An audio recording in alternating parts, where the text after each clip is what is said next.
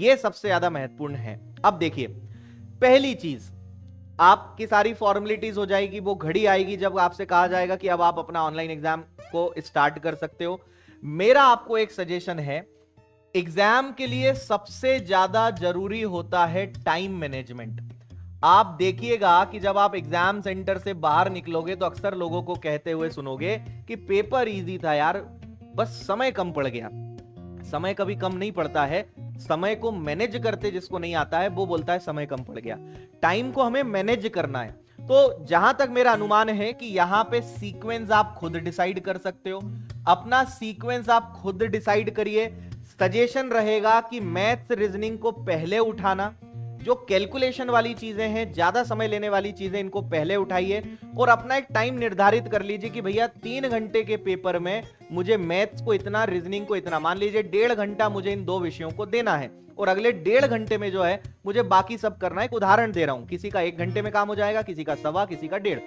आप पहले से अपने दिमाग में सेट करके रखिए कि मुझे मैथ्स में इतना ही समय देना है, इससे ज्यादा नहीं देना है। बहुत डिफिकल्ट होता है एग्जाम में क्वेश्चन छोड़ना हर किसी के बस की बात नहीं है, लेकिन आपको ये समझना पड़ेगा कि हमें हर सब्जेक्ट और हर क्वेश्चन पे काम करना है। बहुत काम की बात आपको बता रहा हूं, आपका एकमात्र टारगेट होना चाहिए कि मुझे क्वेश्चन नंबर 1 से 200 तक हर हाल में पहुंचना है।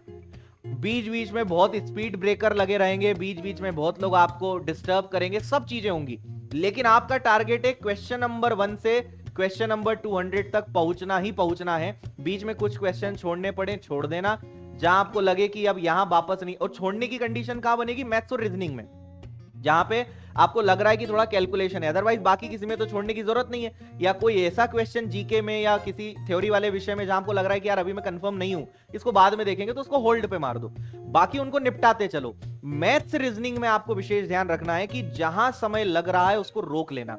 मैं फिर बोल रहा हूं, आप बस इस नियम को अपना लेना, 1 से लेकर 200 वाला जो सवाल है वहां तक आपको पहुंचना है। मान लीजिए जैसे मेरा एग्जाम देने का तरीका क्या होता था, मैं क्या करता था कि अगर 3 घंटे का पेपर है तो मैं सबसे पहले मानता था कि मेरे लिए 3 घंटे नहीं, मेरे लिए 2.5 घंटे, मुझे 200 सवाल 2.5 घंटे में करना है, वो सब जो मुझसे बनते हैं। तो लेट से कि अगर 200 क्वेश्चंस मुझे मिलेंगे तो मैं 2.5 घंटे में मान लीजिए मुझसे 160 170 क्वेश्चन बन गए। अब जो 15-20 सवाल 30 सवाल मुझसे नहीं बने ना, आधे घंटे में उन पे माथापच्ची करूंगा। तो मैंने अपना सेफ और सिक्योर जोन पहले ही सेट कर दिया कि भैया 160 150 तो मैंने सेफ कर दिए, मुझे इनकी दिक्कत नहीं है, अब जो हो जाए और बोनस। अक्सर लोग क्या गलती करते हैं कि वो 3 घंटे को बांटते हैं। मैं बोलता हूं आधा घंटा 15 मिनट कम करो, आप कम करोगे फायदे में रहोगे, क्योंकि आप आखिरी में टाइम के लिए तरस जाओगे। तो आप 3 घंटे का पेपर मत मानिए, आप 2.5 घंटे का पेपर मानिए। 2.5 घंटे में सब कुछ करना है, आधा घंटा बोनस, जो बचा जहां पे कैलकुलेटिव सवाल है, कोई बहुत ज्यादा समय लेने वाला सवाल है, उनको आखिरी में देखेंगे।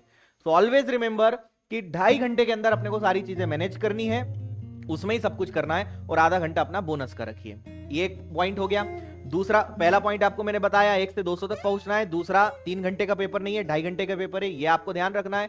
तीसरी बात आपको बता रहा हूं मैं, अक्सर पेपर बनाने वाला क्या करता है, शुरुआत में कठिन प्रश्न डालता है और बाद में इजी प्रश्न डालता है। और इसीलिए मैं बोल रहा हूं कि आप 200 तक पहुंचना, तो कई बार क्या होता है, और कई बार क्या हर बार होता है, मैथ्स उठाया, पहला सवाल बहुत कठिन, बहुत कैलकुलेशन, दूसरा उठाया बहुत कठिन, तीसरा उठाया बहुत कठिन, 4 या 5 सवाल आपको गिराने के लिए काफी हैं। हम लोग ये रणनीति हमारे टेस्ट पेपर्स में भी अपनाते हैं। आप विनर्स के टेस्ट पेपर्स देखिएगा, विनर्स की टेस्ट सीरीज देखिएगा, हम क्या करते हैं, शुरुआत में टफ डाल देते हैं। उस चीज की हैबिट हम आपको भी डेवलप कर रहे हैं। 4 या 5 क्वेश्चन अगर मैंने टफ डाल दिए ना, मैं बता रहा हूं 90% बच्चे निपट जाएंगे।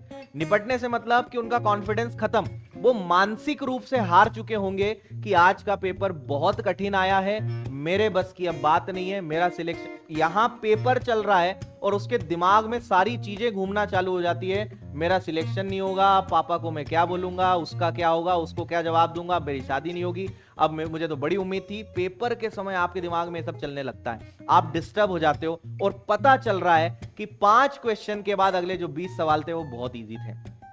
तो एक चीज ध्यान रखिए, इसलिए बोल रहा हूं, नहीं बन रहा है मस्त रहिए, बिंदास रहिए, नहीं बन रहा है एक पर्टिकुलर टाइम डिसाइड करिए कि किसी भी क्वेश्चन पे ज्यादा फंसना नहीं है। कई बार आसान प्रश्न भी समय लेने वाले होते हैं। आपको सबसे इंपॉर्टेंट ये ध्यान रखना है कि भले प्रश्न आसान हो, लेकिन समय लग रहा है, नहीं करना है, त्याग करना सीखना पड़ेगा अगर पेपर अच्छा देना है तो। मत पचिए उसके चक्कर में, बाद में देखेंगे। जो जल्दी हल हो रहा है, आपको लग रहा है कि हाँ ये फटाफट हो जाएगा, करिए।